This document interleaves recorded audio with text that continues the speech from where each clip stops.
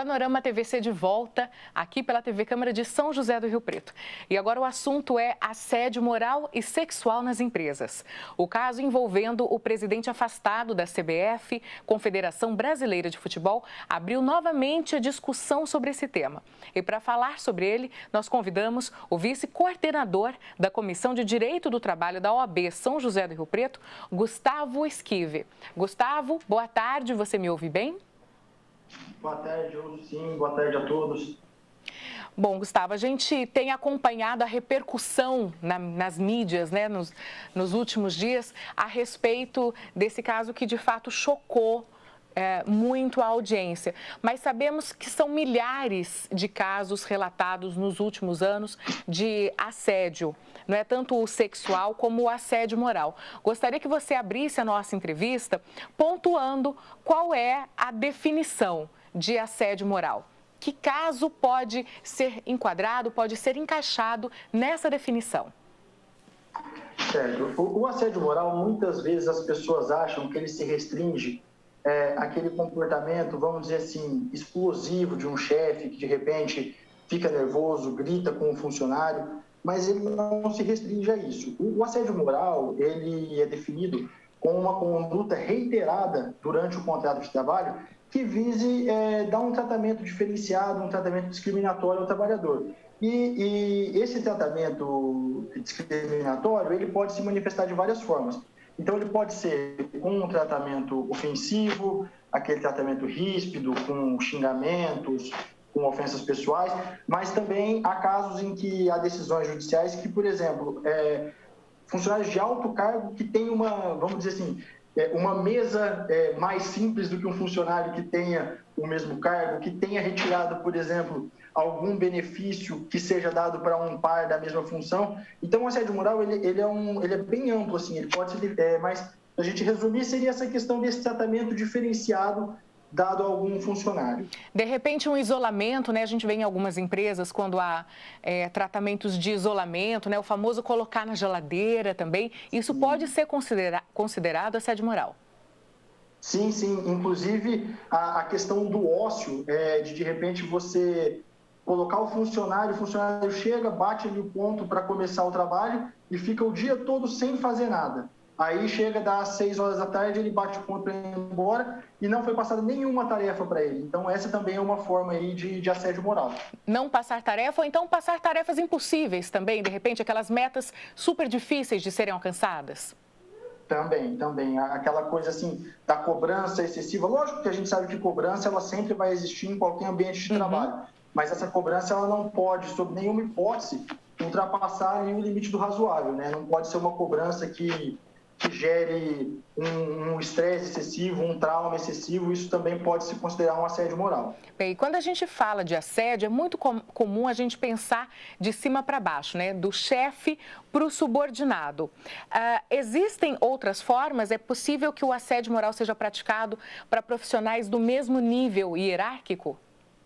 Sim, existe. E existe, inclusive, apesar de ser muito mais raro, o assédio moral que parte dos subordinados para o superior, que seria também aquele caso em que, por exemplo, é um novo chefe no setor e os funcionários resolvem assim, olha, nós não vamos fazer nada do que ele manda, nós vamos tentar queimar o filme dele com a gerência. Então, apesar de ser mais raro, o assédio moral ser o mais comum, existe também do mesmo nível hierárquico, que aí costumam ser aquelas piadinhas de mau gosto que às vezes os colegas de trabalho fazem, e também esse do subordinado para o superior.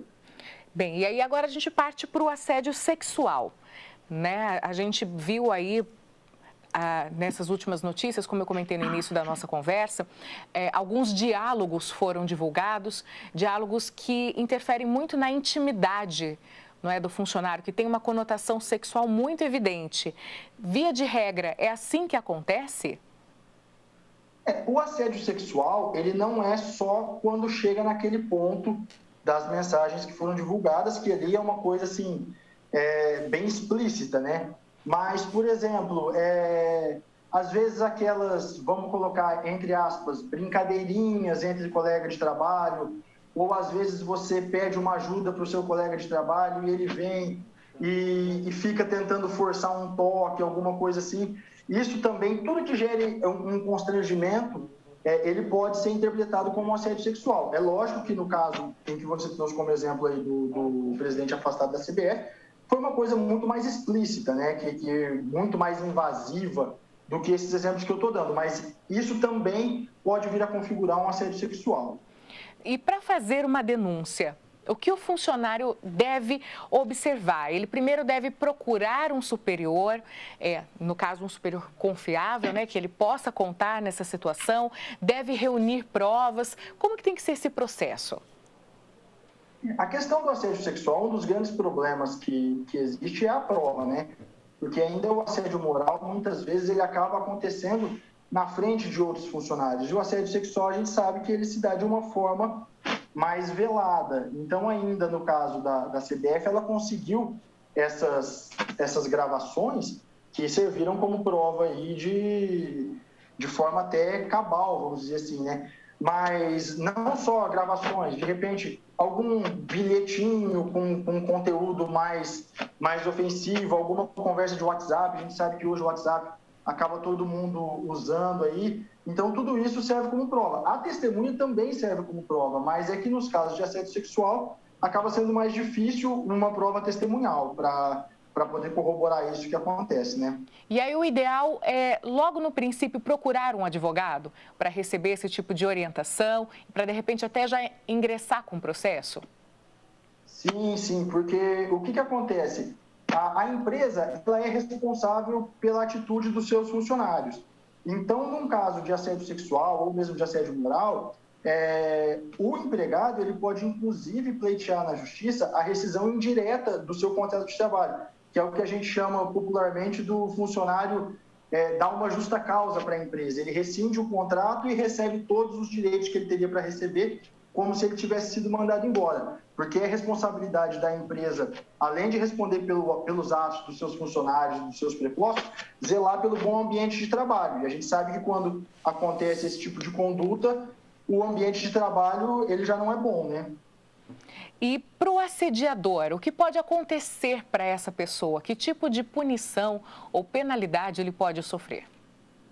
Bom, o assédio sexual, diferentemente do assédio moral, ele é tipificado como crime no Código Penal. Então, além de tudo, ele pode responder por um processo crime na esfera penal. E na esfera trabalhista, esses funcionários eles estão passíveis à demissão por justa causa, diante aí dessa conduta inapropriada. E o que você tem observado com relação ao feedback aí, as punições que a Justiça determina? A Justiça vem responsabilizando de forma exemplar os assediadores? No caso, como eu havia te dito, quem acaba sendo penalizado são as empresas, né? Então, assim, num caso de indenização por assédio moral, assédio sexual, quem vai pagar essa indenização é a empresa. É a empresa. Então, via de regra, a punição ela acaba partindo da empresa pro assediador, né? Que aí, no caso, seria essa demissão por justa causa, que é a penalidade máxima no contrato de trabalho. Agora, a gente sabe que, infelizmente, assim, ainda tem muitas empresas que passam a mão na cabeça diante desse tipo de conduta, né? Mas eu creio que isso vem mudando até por conta dessa atuação do Poder Judiciário, porque a empresa sabe que o assediador, ele não vai fazer uma vez ou duas, ele vai continuar fazendo enquanto ele estiver trabalhando ali. E isso vai custar para a empresa. E como você colocou, em alguns casos, você usou até uma expressão, passar a mão, né? A gente fala também passar pano, enfim, para esse tipo de conduta. Chega a ser uma questão cultural em algumas empresas, Gustavo? Você observa isso? Sim. Nós vemos que tem empresas que tratam isso de forma muito mais profissional, que possuem departamentos de compliance bem estruturados, que recebem essas denúncias e de fato investigam, mas infelizmente a gente sabe também que existem muitas empresas em que às vezes é um funcionário mais antigo, que já tem muitos anos de casa, é um bom funcionário em termos de resultado, e o pessoal acaba meio, não, mas é o jeito dele, é assim mesmo, e vai ficando. E não dá para aceitar, né? Em 2021, a gente não pode mais aceitar esse tipo de conduta. Me diz uma coisa, quando no caso do assédio moral, quando é pedida alguma indenização, como é que o valor é calculado? Como é que é feita essa conta? Então, certo. Não existe um parâmetro legal para calcular isso. Então, assim, não existe uma lei que fale assim, se acontecer A, B, C, o valor é X. Então, isso sempre fica a critério do juiz. E, claro, que varia de acordo com a gravidade desse assédio, né? Então, assim, nós temos indenizações de R$5.000 até indenizações de 50, 100 mil reais, ou às vezes algum processo coletivo que seja movido pelo Ministério Público do Trabalho ou até por alguma entidade sindical, onde os danos morais coletivos eles chegam a valores muito superiores a esse. A verdade é que a gente não consegue calcular, né, os danos emocionais aí para um funcionário, para um trabalhador que passou por esse episódio. Não deixa de ser uma violência emocional, uma violência psicológica, não é? Sem dúvida, sem dúvida. E isso, infelizmente, é até essa dificuldade de arbitrar uma indenização, né? Porque a gente não tem como botar valor no sentimento de uma pessoa, né? Então, acaba ficando uma coisa assim meio subjetiva, mas, infelizmente, é dessa forma que é feito. E, Gustavo, existe a hipótese, né? Muitas pessoas têm medo de denunciar, têm medo de ingressar com uma ação, justamente pela possibilidade de não ganhar essa ação. Existe alguma possibilidade desse trabalhador sofrer algum tipo de consequência por perder uma causa dessa?